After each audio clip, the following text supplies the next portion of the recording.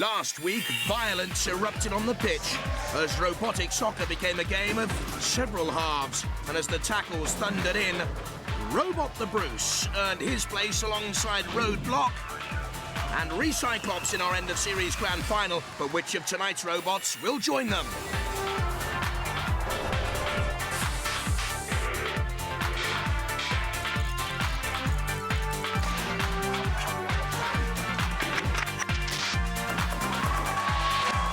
Ladies and gentlemen, please welcome the man who gets heavy with the metal, Jeremy Clarkson. In a desperate bid to bring peace once again to this sceptred isle, the USS Nimitz today arrived off the coast with her full complement of F-14 fighters. Now, ordinarily, the might of the US Navy's flagship would be no match for the robots on Robot Wars, but tonight, things are a little different.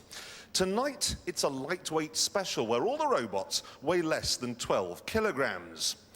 They're small, but don't worry, they're still vicious. So let's go and meet the only machines in the world that are brave enough to spill Prince Nassim's pint. First, from Romford, Vector of Armageddon. And the riders of the Apocalypse team, driven by two 14.4-volt motors, it has the same speed controller as used for bomb disposal robots. From Milton Keynes, Crazy Tokyo. This school-designed robot, Crazy Tokyo, is very light at 3.2 kilograms and apparently is driven by a teddy bear. Has a top speed of 12 miles an hour and a zero turning circle. From the University of Reading, Cunning Plan. Designed by a Star Wars fan, but Cunning Plan looks nothing like R2-D2 or as frightening as an Imperial starfighter, a defensive wedge with an aluminium steel shell. From Billericay, Saturn. Built by Essex schoolboys, those Saturn pointed horns are made of shelving brackets bolted together, but a turning circle of a sluggish 3 meters could leave these hopes blunted. From Cheshunt School, Bugs. A GCSE school project, the front of Bugs is fashioned as an aluminium ramming wedge. And at 40 centimeters, Bugs is the tallest robot in our starting lineup. From London, the Demolisher. With licensed stealth technology so undetectable by enemy radar, the Demolisher's obviously too quick for its own good. Quickest in the field at 40 miles an hour, and also the smallest at an itsy-bitsy 60 centimeters. Back to you, Jeremy. Remember, some of the deadliest creatures in the woods are also the smallest. The song thrush, the earwig, the hedgehog. Let's see what's what with the first event. First of all, you have to exit the carousel, which isn't easy, even for me, and then it's decisions, decisions, decisions. Do you take the safe but rather slow route to my right, which involves a maze and some spikes, or the middle ramp route, which also has its ups and downs, or do you face Sergeant Bash complete with flamethrower? Whatever you do, by the time you get to this end, you better watch out, because Matilda has the freedom to roam across the whole of the finish line. And her tail just happens to be a chainsaw, so you don't want to get on the wrong end of her. There's also the pendulum to look out for. But whatever route you decide to take, the worst performer is eliminated. So let's find out who it's going to be. Roboteer, start your battery. Roboteers, stand by. First to take on the gauntlet is Cunning Plan with Oliver Steeples, a fourth-year engineering student. His hero is Star Wars creator George Lucas. This is Cunning Plan. It's a basic wedge design. It's got an aluminium and steel body shell for overturning and ramming other robots. 3, 2, 1, activate. Out comes Cunning Plan, small, quick, darts into the maze with that 0 degrees turning circle, which could be so vital here for the faster featherweight machines. He is Joe 90, isn't he, Oliver Steeples? Basically, these smaller robots have to dodge anything. The house robots could take them out. Certainly the drills could. Matilda out to splatter a small fry. She's a darling, isn't she, Matilda? Modelled on my mum. Oh. That's good maneuverability, but again, crunch, you see. He's got to dodge it onto the spikes here. He'll wait until the spikes go down, and then spurt on. Good run by Cunning Plan. Appropriate name, Cunning Plan. Maybe. You were looking pretty pleased there. The spikes are a bit tricky, but the robot didn't give me any problems. What, the spikes are tricky, but Matilda isn't? Well, I'm looking forward to you going head-to-head with that. Should be good laugh. Well done. Anytime. Cunning Plan, first to go, first to complete, and first name up on the leaderboards. Robot ears, stand by. Kevin Church, Matthew Davey, and Chris Purchase, all GCSE students. 3, 2, 1. Activate. Crazy Tokyo boys, all studying for GCSEs. What on earth have they made this thing from? One of its weapons is that curved bumper, they say, to push opponents out of the way. Seems to me to have been made out of one of those stickers you get in bubblegum packets. Past the drill, stuck on the grill, and the drill again. Could get mangled there. It's a case of run away, run away. Taking on the springs. This is Crazy Tokyo. In the featherweight division. Its armor plating is impenetrable to chainsaws and other pokey things. We will see. Here come two pokey things now. Matilda's tusks. And is Crazy Tokyo stuck on those springs? Oh, is Matilda stuck on those springs? You are. And so is Matilda, stuck fast. And Matilda's in trouble, look at that! Stop and deactivate robots.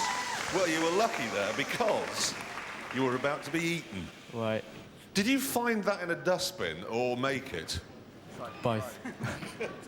You're supposed to have gone that way, past that enormous house robot which would have mangled your piece of litter, but you went the other way around and deservedly got stuck. Oh, well, never mind. Well, never mind. But the bin boys did well. 12.65 metres, they're in second place. Robot ears, stand by. Saturn, driven by 15-year-old GCSE schoolboy Tom Barber, his brother, 13-year-old Sam, is back in the pits. This is our robot Saturn based on a ball. We've got a number of different features. We've got wagging tail at the back, sound effects, we've got smoke machines in the nose, and a laser for the eye. 3, 2, 1. Activate. And what Tom and Sam Barber didn't tell you is that Saturn also moves as it goes along. Mad cow disease. These boys are bonkers already. Moves, that's a few bruises too many. I'm not too sure about the steering with that mad one eye, but it certainly is bullish. Oh, what a great run straight through! Lifted the manoeuvrability in 10-mile-an-hour speed past the house robots. I cannot believe you beat both of them. Oh, brilliant. That was brilliant. Well done. And Saturn through in the quickest time so far, top of the leaderboard. Crazy Tokyo, 12.65 metres, looks vulnerable. Robot ears, stand by. Driver Sam Rudgard is the youngest competitor in Robot Wars. He's only 10. This is the Demolisher. It's made from a Tyco engine and is built for speed. Its spikes here are made for when zooming around to ram into the enemy and puncture its armour. 3, 2, 1.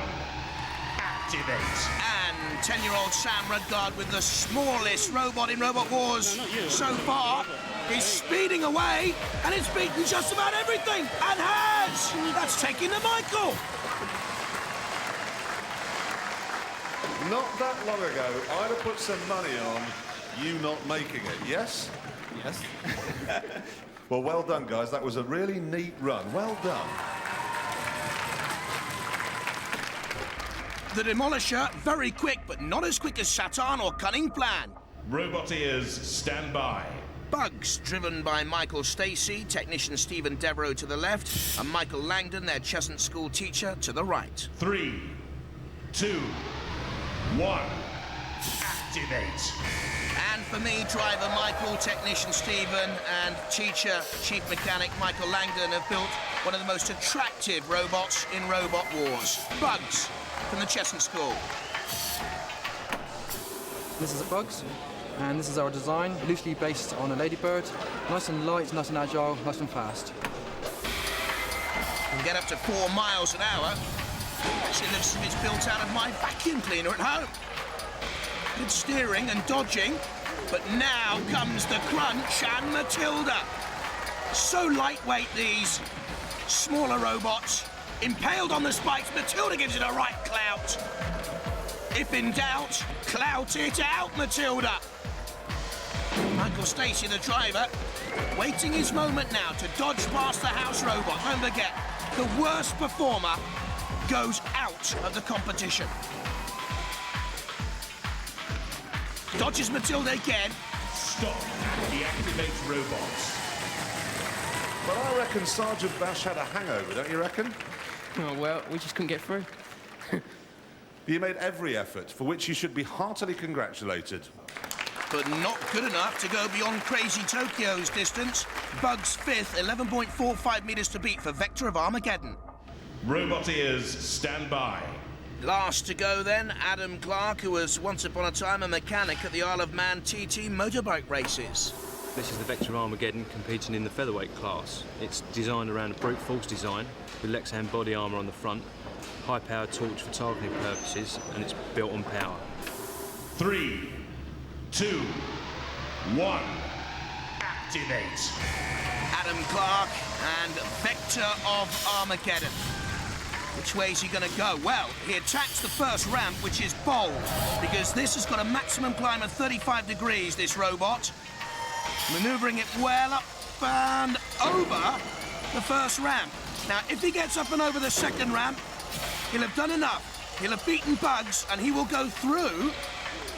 Which way is he going now, though? Very cautious. And stuck on that second ramp. Only a ground clearance of 1 millimetre, and I think that's costing him here. He may not get up and over, and time is running out. Stop and deactivate robots.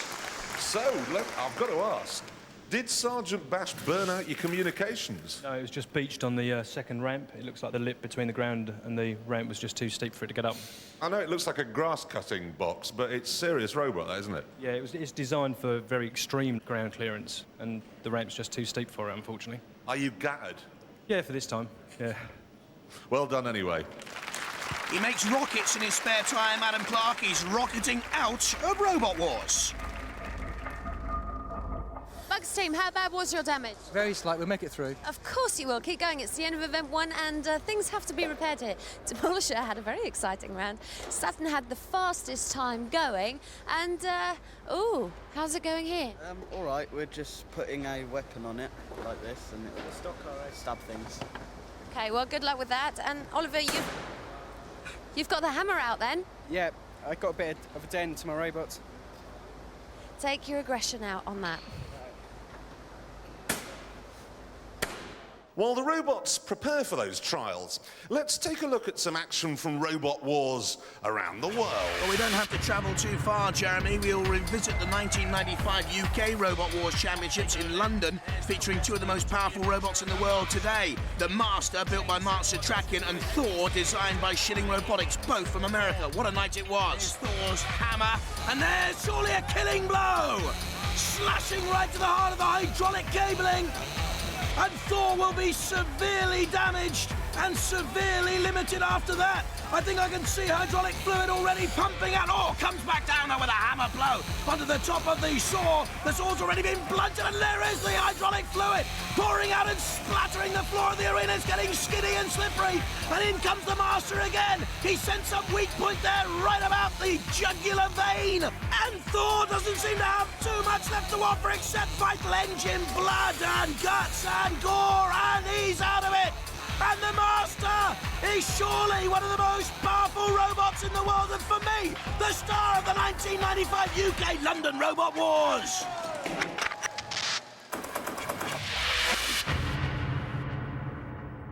Now for some motor racing where pit stops are banned but ramming is actively encouraged. It's a sport that could have been designed specifically for Michael Schumacher. Now the grid positions for our 5 remaining robots were decided after studying their form in the gauntlet. It's a 3-lap race around this figure-of-8 course, and the one that crosses the line last or covers the least distance is eliminated. Unless, of course, they were sensible enough to give the government £1 million. Robot ears, stand by. 3, 2, 1, activate. I thought Crazy Tokyo got away with a false start, but we're off and running. Demolisher is flipped, and he's in trouble. He's okay again, though. Helped out there by Cunning Plan. Let's have a look at the start again. Yes, he's off to a false start, Crazy Tokyo, but we're off and running. And Demolisher is already recovering from that flip, and he's really buzzing now. Back in the race and taking lead position ahead of Saturn. And look at the pace now of the Demolisher. Up to 40 miles an hour completing the first lap. Saturn is stuck. Demolisher off and running through the middle. Crazy Tokyo is stuck by Saturn, but it's Demolisher setting the pace and through for a second lap already. And the others are trailing in its wake. Back down the centre stretch, around the final corner. It could all be over here. Oh my goodness me! He's flipped. It's flipped over the Demolisher. Too lightweight. Let's have a look at it again. Too cocky by half, and he took the corner too tight. Now what's going to happen? Because they can't right it. And meanwhile, Cunning Plan, until then was being quite cunning, I thought. But he is making up ground very, very slowly. Cunning Plan is through. Tokyo Joe seems out of it to me. Cunning Plan now looks like it could take advantage of Demolisher's problems. He's around that final corner. Don't forget, it's all over after 3 laps. Will Demolisher go out, or has it done enough? He can certainly still block Cunning Plan, and Cunning Plan seems to want to push him over the line. Don't forget, it'll finish when Cunning Plan crosses this line, which I'm sure he will do in first position. But I think the Demolisher might have done enough, and that's all over. The race stops now. No. The one that looks like a dustbin or something is out. And you jumped the start. Come on. It wasn't my fault. Well, whose fault was it? Father Christmas's? It's whoever's got the other controller on the same frequency. That's the worst excuse I've ever heard in my entire life. You, on the other hand, you won it and tried to get that one back on its wheels. Yeah, after the first 2 laps, I lost count, so I thought I'd go around again, and I saw it, so I thought, why not? Give it a go. You'd actually help someone, even though they might be able to beat you. It's the way you go, isn't it? Oh, it's just such a nice sport, this, caring and sharing.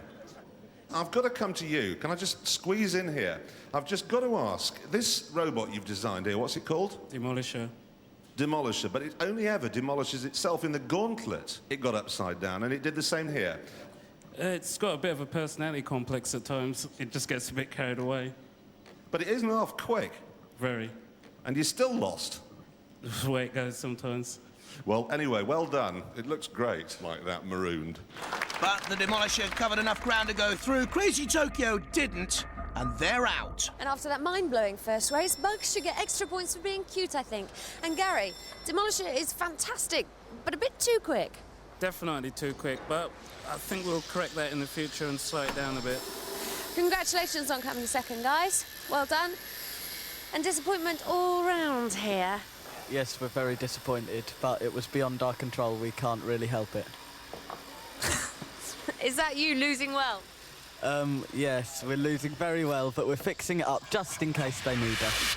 And before we move on to tonight's semi-finals, let's take another trip down memory lane, this time visiting the American 1996 finals, which take place in the birthplace of Robot Wars, San Francisco, in August every year. We join the action in one of the final melees of that live event, and it's worthwhile reminding ourselves that Robot Wars has been huge in America for 5 years. Let's just sit back and enjoy the action and watch out for the Master in action again there. But this time, Mark Satrakian, a designer who's worked on great movies like Men in Black, is on his home arena.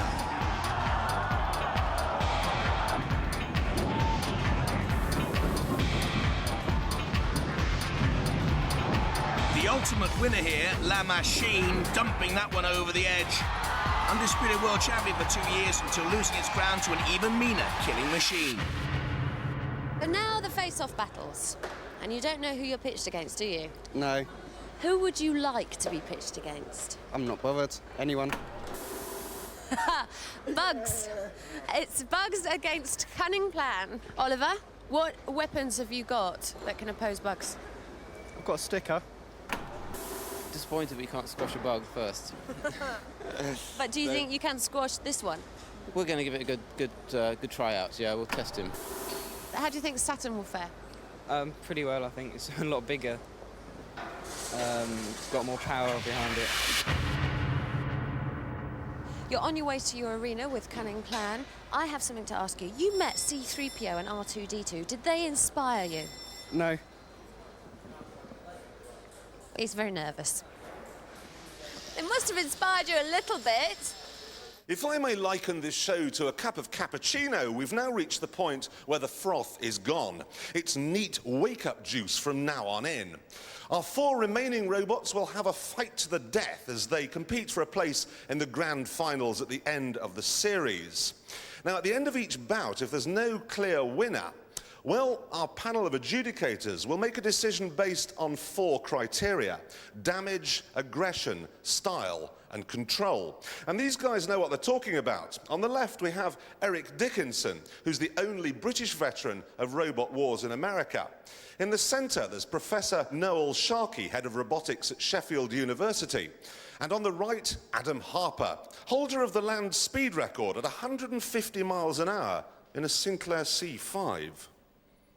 He's crazy, but not as crazy as what's about to happen below me. Roboteers, stand by. 3, 2, 1, activate. So basically Cunning Plan with the defensive wedge to batter Bugs itself with that little aluminium ramming wedge in the front there. You dancing? I'm asking. You asking? I'm dancing. Come on, get stuck in. Oh, that's better. Underneath Bugs. Cunning Plan, you don't want to get on that grill. Oh, no, you won't get out from there. You will not get out of there, Bugs. I didn't think it had the maneuverability that we saw earlier. There could be a problem. That's dead metal. Oh. Those pincers could crush the life out of the bug. Could actually dead metal knock it back into play? I don't think so. Cease.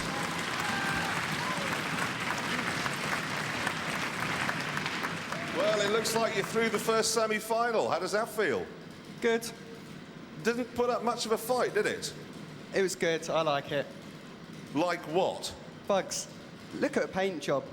You've got to like it. Yeah, the paint job's great, but it ran onto a grate and then capitulated immediately, and you just ran around in the middle looking silly. I had to go to big ones. Well, well done anyway. You're through to the next round. Congratulations. Yes, well done, Cunning Plan and Oliver through to the final, but I just wonder what did happen with Bugs, whether there was a problem. Bugs team, what happened there? We had caster on it and we changed it, and it was loose. It worked better with this one on it. That was steel. So we changed it at the last minute, and now we lost. How do you feel? Gutted.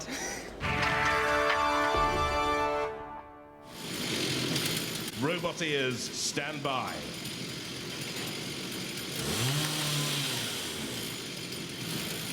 3, 2, 1. Activate. Saturn, like a bull, rushes at the Demolisher. Oh, you silly moo, you've missed him. The Demolisher's pace will simply carry it away from you like that. Got to get in to crush the Demolisher against one of the house robots, and that's what they're trying to do. And young Sam Rudgar will be told, I would imagine, to keep out of trouble. Get away from everything. Run away to fight another day. What can the Barber boys do with Saturn? Demolisher's flipped on its side. And again rights itself away from Matilda. Oh, they're the meat of the sandwich. And Matilda's saw comes down. Saturn is being chewed slowly. Oh, look at that. It's been saved by its opponent, the Demolisher. Unbelievable stuff. down comes the saw, and it's the titanium shell of the Demolisher that saves it. And surely I think the Demolisher has done enough here. Satan, disarm. And out. And Sam Rudd got only 10, look at that, walking tall. Demolisher's won, Yeah, I was surprised. but secretly quite pleased. Maybe. We'll see later. Unbelievable. Put it there. That was epic. You have a laugh? Yeah. Did you see what happened to the other one? Just got cut in half by Matilda's chainsaw, basically. Yeah, and you just spent the whole time running away. Is that what you asked him to do? Yep, that's our strategy. Keep out of trouble. Yeah, you think he did a good job? Excellent job. He did indeed. He's through to the next round. No weapons at all, but you can make it.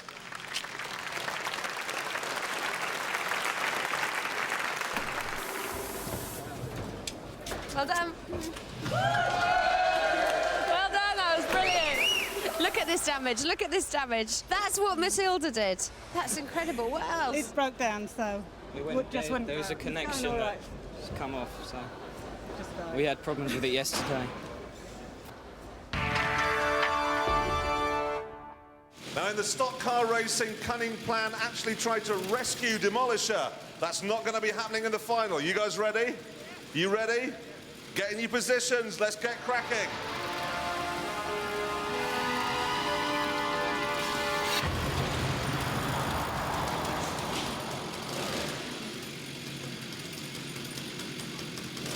Robot ears, stand by.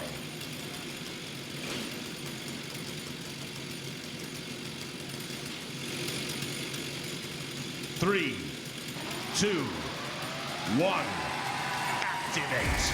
Demolisher at the top of your picture is the quicker, but Cunning Plan is the heavier of these two featherweights. The Demolisher will be trying to keep out of trouble with young Sam at the wheels. Oh, but the wheels have come off! The Demolisher is beaten by the Cunning Plan of Oliver Steeples. I'm not too sure whether the crowd wanted young Sam Rudgard to win it, but he had no chance with power like that. Oliver Steeples is the winner. Well, now, that was a hugely long final. Was that worked out? I'm sorry, everyone. I wanted it to go a bit longer, but you're through, and it doesn't matter, and congratulations. We'll see you in the grand final at the end of the series. We'll see you next week. Don't have nightmares. Good night.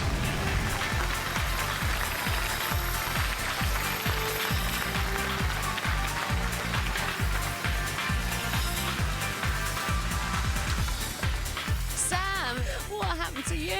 Well, I was trying to get away, but I just got caught by the edge of the Cunning Plan. How did you feel? Yeah, a bit sad. Next year. Maybe next year. Definitely next year. Well done, you did very well to get this far.